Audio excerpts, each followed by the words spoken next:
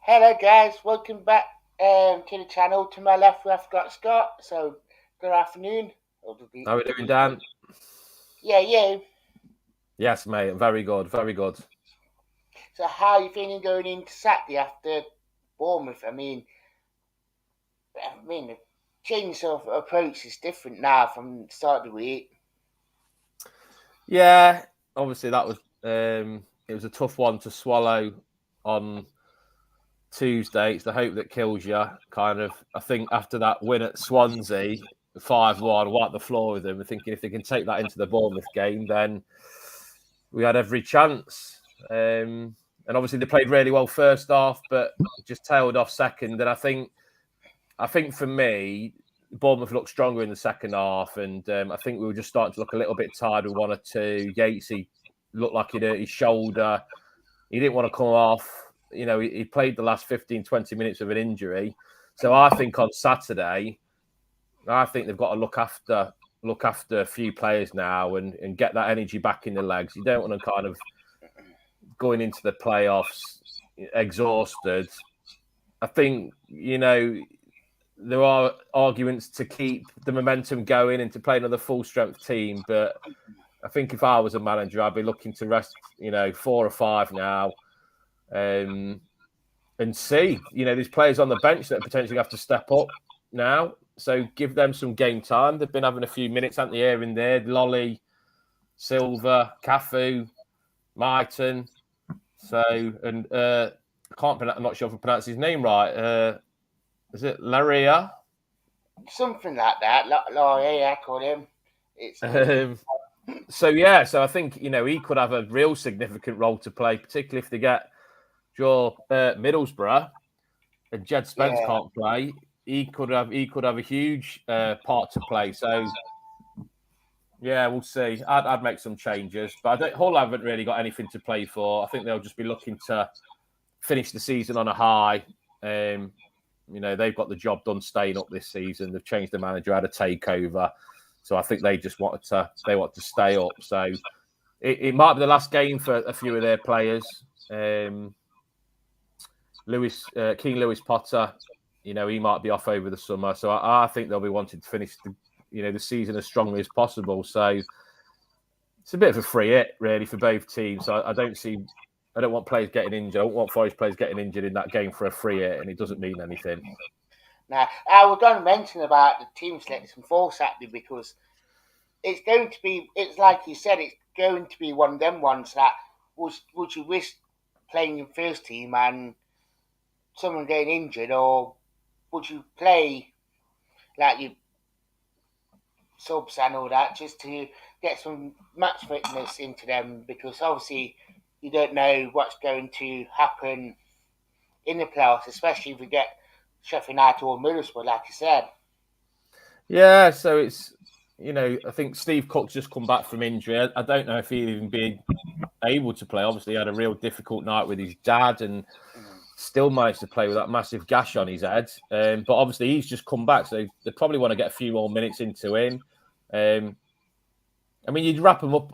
A lot of them, you'd wrap them all up in cotton wool if you had the chance. Scott McKenna, Joe Worrell, they've been so important.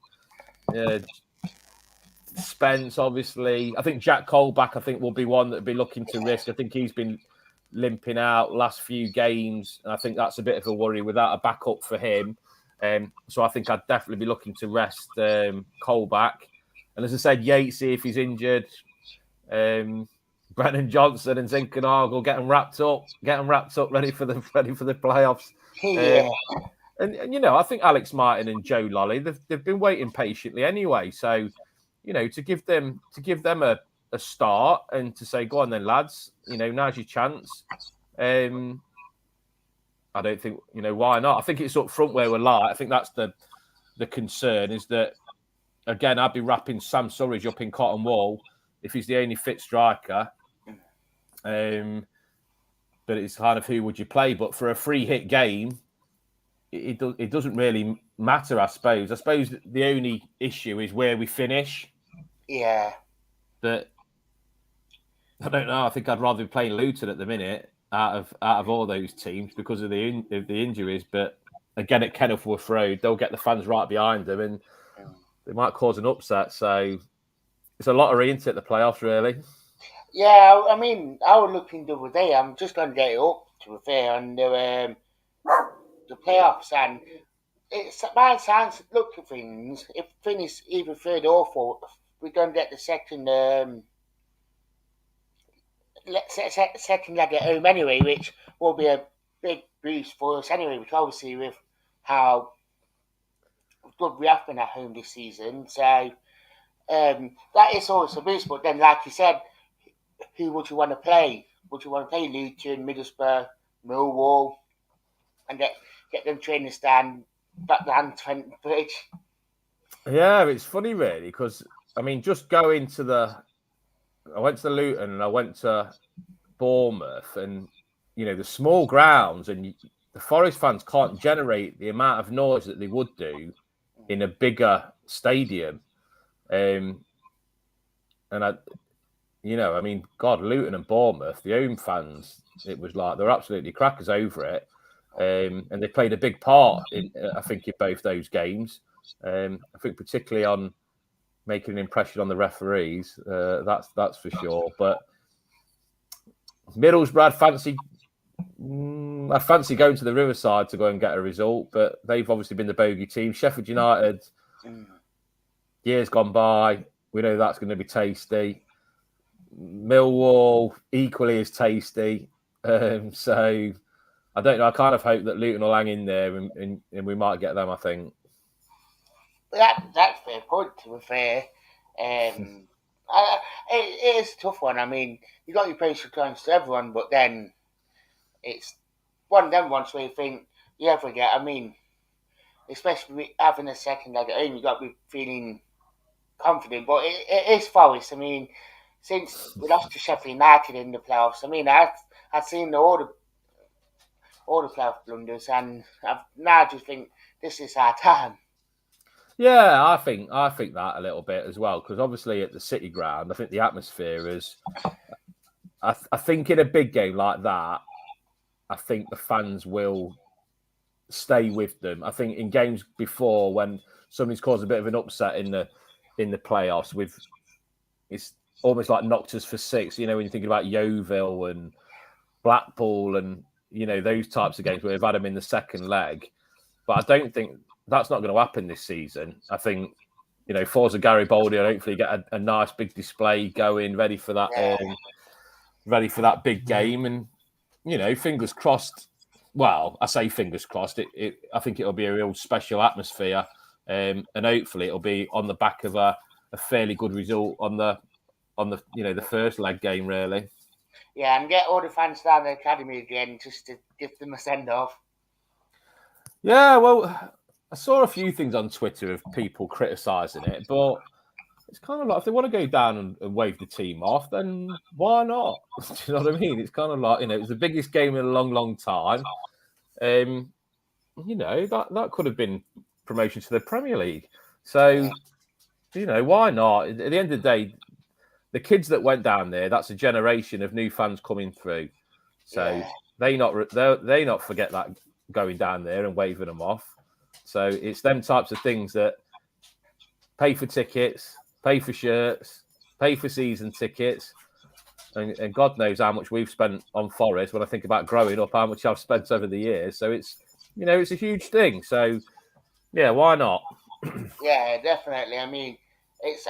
Seeing like Liverpool and that this season, for me, it's like I've always been told stories about Forest and Liverpool growing up. So to actually experience it, I'm like, oh, here we go. And I mean, completely agree with you like on that one.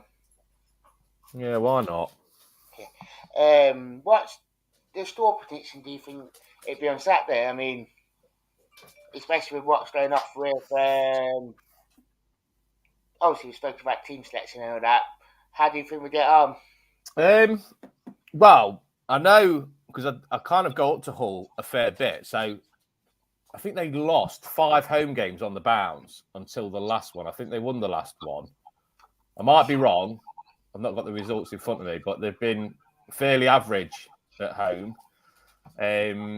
well, I say fairly average, fairly rubbish, considering they lost 5 of those games. So they've not been great, but I think they have picked up latterly. They had a shocking result of the weekend, getting battered by Bristol City. Yeah. So I would think that they're going to kind of want to finish on a high on Saturday. So Forest will have to watch out for a few of their players, but I think Forest 2-1. That's quite a good storyline. I mean, you said before we came on that you watched it all a couple of times this season as well. So you sort of like know what they're about. But obviously we did give us a bit of scare back in December as well to when we turned it one. Yeah, they did. They did. They were. I mean, I watched them quite a bit last season get promoted, and Grant McCann did a really good job. Obviously, they got relegated from the Championship during the pandemic, and that had gone down like a fart in a lift. It was not good, and the fans didn't like him, and he'd really turned things around, and got and playing some good football. And even though he had a bit of a wobbly start to the season, he had players out injured, but when they started to come back, he got that pretty much his first team out, and then they were picking up results. But they've had a takeover as well, which has been quite important because they didn't like the owner anyway. So that was a big thing that happened in January. But they sacked Grant McCann to replace him with Shota Arveladze, and they've not. I don't think it's gone quite as well as what they'd have hoped in terms of results. They've picked up a few good ones when they've needed to keep them away from the bottom three. So it's job done to keep them up. But I think there might be big changes there over the summer, I think.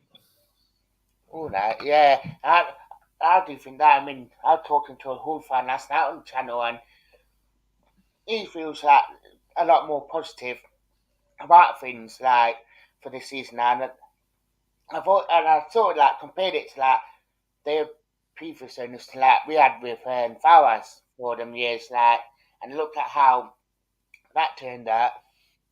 Yeah, to be honest, it does have that feeling about it. But to be honest, that stuff with the Alam family, that had been going on for quite a few years. It's probably not as long as Fawaz. So I didn't really know too much about it until I started like learning and speaking to fans and what it was like. So yeah, when he went, it was very much like when Fawaz left Forest that it was like, a little bit of good riddance. We need a new start. So I think the fans feel like they've got the club back. Yeah, I think if I remember right, it was sort of like started just before the Charlton one. I think it was like 2016, 2017 when I first came. Like I liked it all and it was pretty bad to be fair. I mean, I thought we were quite respect. It made us look a lot more respectful for Fowler to have the All fans was to their owner. Yeah, it wasn't. It wasn't good. It all kind of went quite sour. Yeah, But to be fair, and I think a little bit like Fawaz as well, maybe not so much as Fawaz, but they kept the money in the they kept putting money into the club. They got them up. I think it just ran its course really, and they needed a new start. But they could have pulled the plug completely, and they could have left them in League One. So in some respects, they deserve a bit of credit for sticking by the club and getting them out of it. yeah, definitely. Um, couldn't couldn't agree more. To be fair, I'd like to say thank you for coming on. Anyway, No worries, Dan. Anytime. My pleasure. so I hope you guys enjoyed the content as well. It's your Twitter account at Munich and Madrid, isn't it? If I remember. Yeah. At Munich and Madrid, you can see me on there. Yeah. So yeah, I'd like to say thank you for watching, guys.